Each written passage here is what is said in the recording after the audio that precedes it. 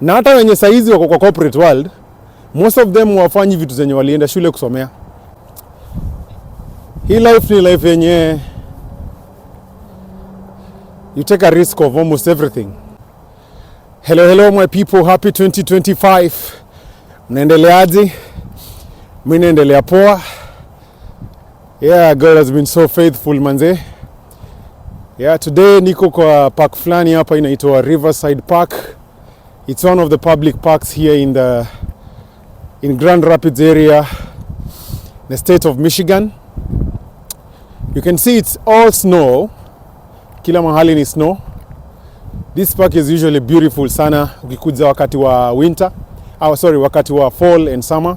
But now because we are winter, it is snow all over. Now on the other side huko ni river inaitwa Grand River. Parts of the river iko frozen, so it is not advisable to go near the river ama kwenda kwa maji. Yeah, I'm taking a walk here. It's very cold. I think it's minus 25. No, it is 25 degrees Fahrenheit. Yeah. So it's super cold. Just taking a walk because hii life ya US manze inaweza kupeleka mbio, so tupata time ya ku refresh, ya ku unwind. Don't take it serious. Don't take it for granted, sorry. Yeah, take it with all your heart manze. Najua kuna vitu mob sana yenye hatuko tunajua na saizi tunajua. And I know some of you guys wanakuwa nakiniuliza like, how is life lately after school? Kuna story mingi sana zenye hatuko tunajua. But right now we know. Now there's sometimes unajiuliza, was it worth it to cast the dice and to come to this side of the world? Sometimes unajiambia it's just a matter of time, things will change. But enyewe kuna mambo mingi sana like I would encourage you before you decide to move here, please consider. If you're making good money in your foreign country, I wouldn't advise you to take a chance to come. But if you're not, if you're just ambitious person like Jesse, just go for it. Hii life ni life yenye you take a risk of almost everything.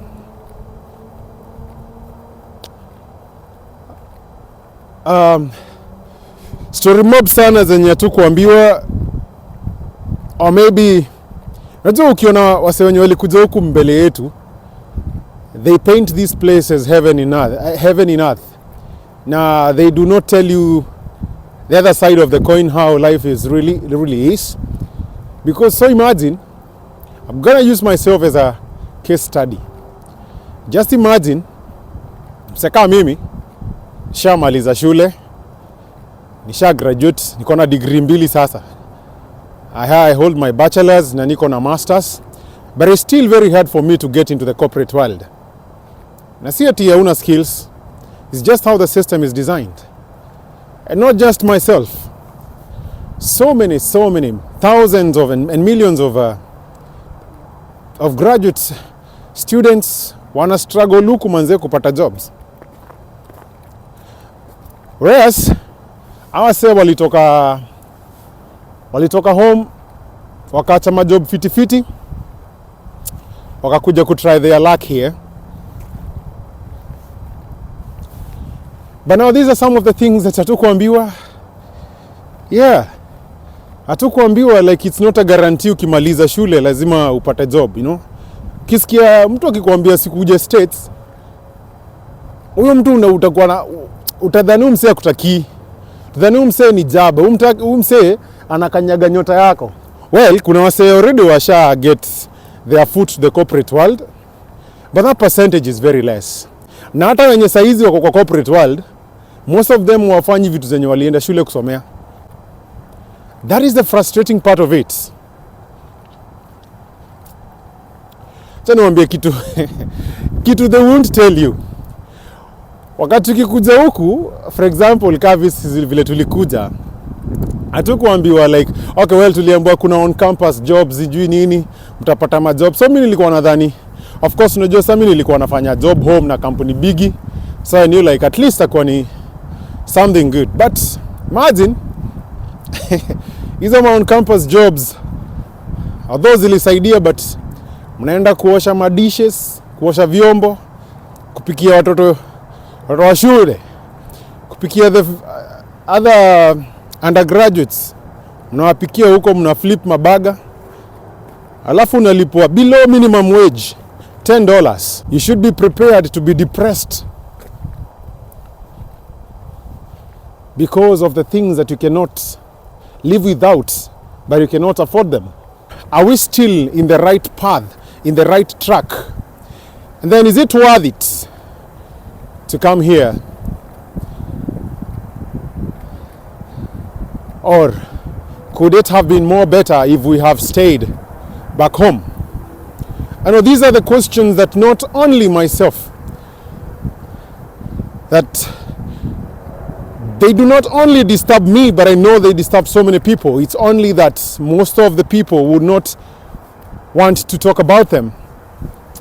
But I've been asking myself about these questions.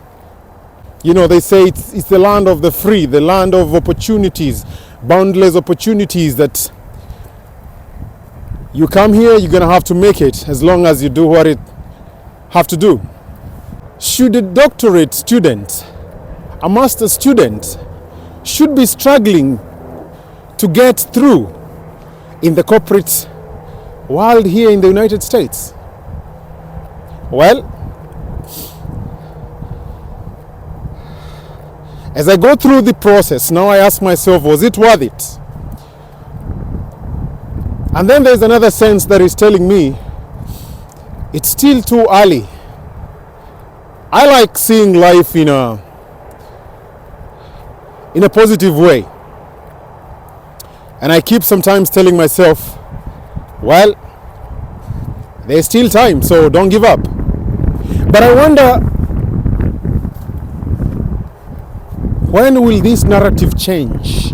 Because I know there are so many thousands of international scholars here who are struggling on the streets of America,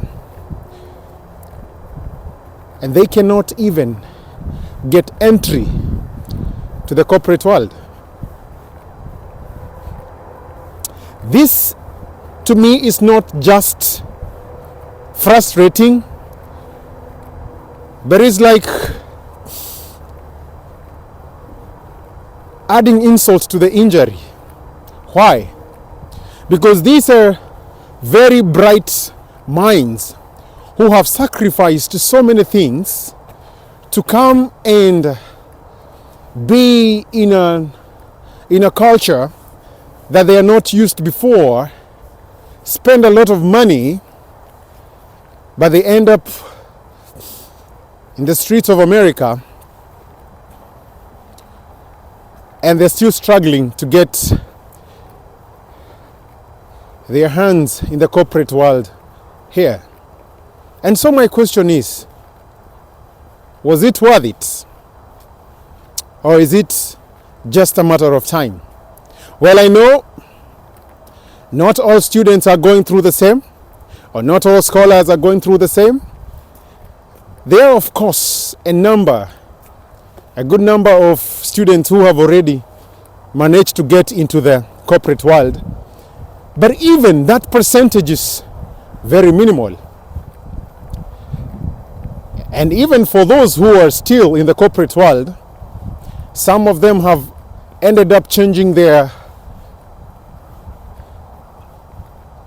majors. They're changing their careers just to be able to fit in. You know, our brothers and sisters who came here before us, they told us like, this is the heaven on earth. So you will not tarmac, you will not have any problem as long as you come here and study and graduate. Well, it's a language that sounded very sweet to the ears of a naive foreign village boy like myself. who knew America for what America is known for. And now right here we are. They never told us that be prepared to be in a capitalist economy where you live for the bills. You wake up in the morning and everything that is ringing on your door, bills after bills after bills. They never told us that we are coming to a place taking a risk of living in debt. Millions and millions of international scholars. Some came here debt-free, but already they have thousands and thousands of debts, which they have no idea when they will pay. And that's why I'm asking, was it worth it? Or is it that I'm rushing things? You know, they say time is the master of everything. And that's why I wanted to let you know the other side that is not told by those agencies, those brothers and sisters who came here before us, that they never prepared us psychologically that you should be prepared to be depressed because of the things that you cannot live without, but you cannot afford them. I'm not trying to generalize and say that life is bad here in the United States. No. And I'm inviting you to go and watch these videos and see what exactly I'm talking about. So that when you make an idea, when you make a decision to come and study here as a legal immigrant, you should be prepared of all this. Anyway, in my native language, there's a saying that says, Mwana wekeo dagaga muthabia.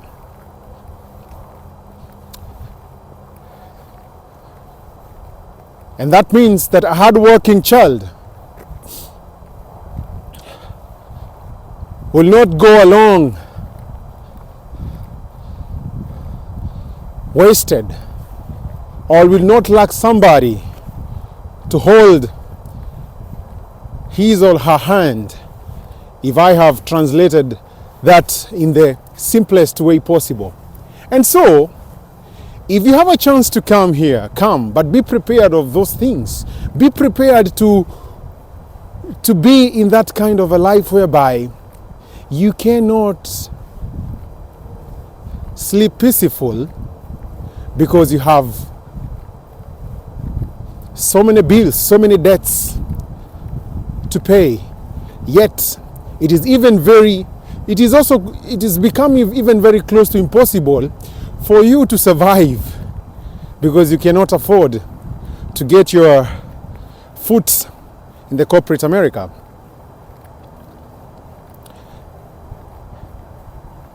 You know, new administration comes in new regulations, and therefore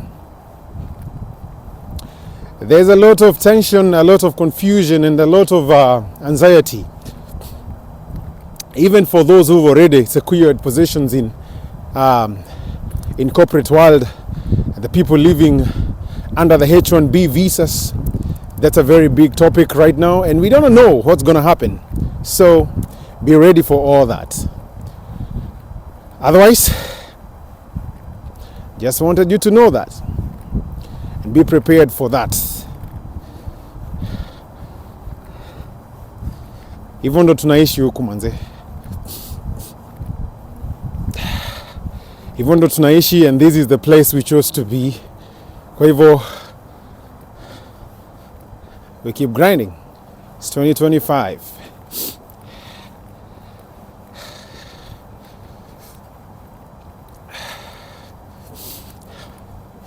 Hello. So mmesikia vile mambo iko sasa. That is how things are. So kama uko na plan ya kukuja, go ahead. I won't tell you not to come, but be prepared for all those things.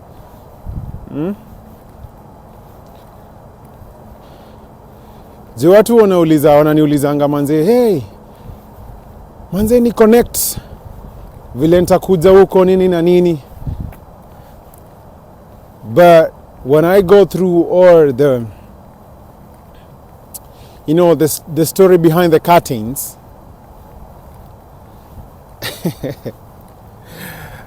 oh my goodness. Sasa at least hiyo nimewaambia. Nishamaliza my evening walk. Ona vile iko. So cheers guys. See you in the next video.